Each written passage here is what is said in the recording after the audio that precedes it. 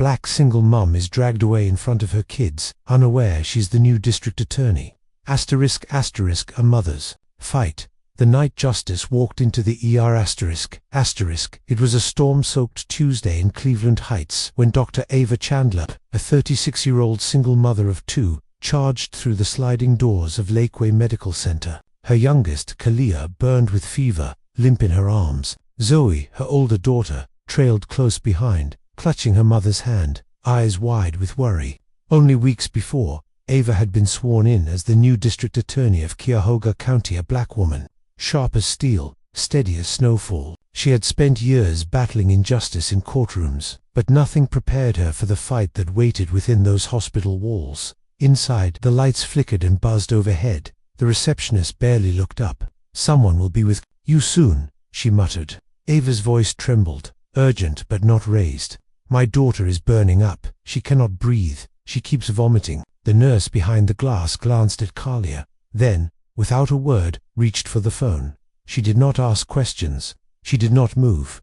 Ava leaned forward, voice growing firmer. "She has asthma. She needs help now." Another nurse approached, whispered. Then both stared at Ava. One disappeared down the hallway. Minutes later, blue and red lights washed across the rain-slick entrance. Two police officers, white tall, faces carved from stone, marched into the ER, hands hovering near their belts. "Ma'am, we received a report of a disturbance," one announced. "We need you to step outside." Ava blinked in disbelief.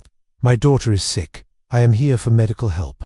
You were reported as aggressive and threatening to staff." Zoe squeezed her mother's waist. Kalia whimpered against her leg. "You have the wrong person," Ava said, measured, controlled. "All I did was beg for help." The officers exchanged looks. One reached for Ava's arm. That was when her years as a lawyer snapped into place. "Do not touch me. I am the district attorney. You are making a grave mistake." They did not care. One grabbed her left arm, the other her right. "Mummy, stop," Zoe wailed. She did nothing. The automatic doors opened. Rain hammered the sidewalk. The crowd inside started filming, but nobody intervened. The officers dragged Ava through the doors, her pleas lost in the downpour. She did not resist, but still they treated her as if she were dangerous, pinning her to the pavement, cuffing her in full view of her children. Zoe tried to reach her but was blocked by a blue uniform. She sobbed, shielding her sister. Ava was shoved into the back of a squad car. No questions, no rights, no dignity. All because of a single, baseless phone call. The system wakes up. Back at the station, the atmosphere shifted when a name popped up in the computer system. "Waichie's the new DA," an officer muttered, wide-eyed. His partner froze, coffee halfway to his lips. Meanwhile, Kalia was finally admitted by a nurse, who had seen the commotion on a bystander's livestream and demanded help for the girls. Zoe sat at her sister's bedside, cheeks streaked with tears, too young to make sense of what had happened. Ava, soaked and shivering, waited in a holding cell, her hand bleeding from where it scraped the concrete. The booking officer, now nervous, came to her. I did not know who you were," he stammered. Ava met his gaze. "Did you need to?" What the officers and hospital staff did not know was that the original caller, a nurse named Carol Withers, was no stranger to complaints. White, in her 50s, Carol was notorious for nervous calls whenever a black woman raised her voice. No one had ever disciplined her. Her friends on city council always covered for her. But weeks before, Ava had flagged Carol's name in an ethics report. Now, the pattern was clear. This was not a random mistake. It was targeted, justice in motion, by sunrise. The mayor's phone was ringing, as was the chief of police's. By 9 a.m., the city was scrambling for damage control. Footage of Ava struggling in the rain while her daughters screamed had already gone viral. Headlines flashed. DA arrested after false 911 call, dragged from hospital while seeking help for sick child. The city issued apologies, announced internal reviews, suspended the officers, and called it a misunderstanding. But Ava Chandler was not interested in their half-hearted regrets. The bruises on her wrists had not faded. So his nightmares were nightly. Kalia kept asking, "Why did they take you, Mummy?" Ava did what she had always done. She fought back. She demanded the 911 tapes. The dispatcher's voice was calm, but Carol Withers's message was breathless, practiced, and fearful. "Yes, there is a woman yelling at the front desk, unstable, with kids. I am worried for their safety." No mention of a mother begging for help.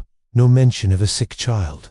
Just a portrait painted in fear and bias. The next day, Ava called a press conference not as a victim, but as the district attorney. Cameras rolling, she played the 911 call, then looked directly into the lenses. This was a false report. Officers acted on it without a single question, because I am a black mother, because I did not whisper, because I dared to demand care for my child. Footage of her being dragged through the rain played behind her. People wept in the audience.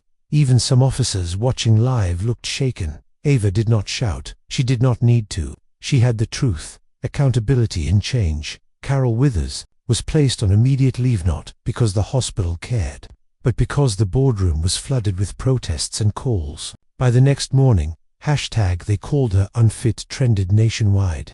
Black mothers, Latina mothers, immigrant fathers, families everywhere shared their own stories of being punished for not being calm enough. Ava knew this fight was bigger than herself. She filed 3 lawsuits, one against the Cleveland Heights Police Department, one against Lakeway Medical Center, and one personally against Carol Withers for defamation and endangerment. She did not want just money, she wanted public accountability. Officer Mitch Groden and Officer Kyle Beamer were placed under investigation. It turned out this was not their first complaint. Ava's legal team unearthed body cam footage from 2 years ago, showing Groden detaining another black mother for refusing to comply while loading groceries. The pattern was undeniable. When Ava released the footage, the city erupted. Students walked out of schools. Teachers cried in class. On live television, an elderly black man said, "I waited 70 years to see a sister this strong." Carol Withers denied everything, insisted she was scared for her safety. Ava's attorney calmly asked, "Explain how asking for a nurse made her dangerous." Carol fumbled, stammered, had no answer. Ava stood, unbroken. "I have spent my career defending this system, but when it saw me, a black mother, exhausted, desperate for help, it labeled me a threat, not a parent, not a person, a problem." The courtroom was silent. Then she added, "You called me unfit, but the only thing I am not fit for is silence." A new standard, ***. Carol Withers lost her license. The city settled for $2.3 million. Both officers were fired, but Ava did not stop. She launched a new task force, the Kalia Initiative, within the DA's office to investigate false reports, racial profiling, and medical neglect. Every complaint would be independently reviewed. Lakeway Medical Center was forced to retrain its entire staff in cultural sensitivity and anti-bias protocols. The hospital's CEO resigned. But most important of all, Zoe and Kalia got their mother back this time. No one could take her away. It had never been just about a hospital visit. It was about a society that sees fear instead of family.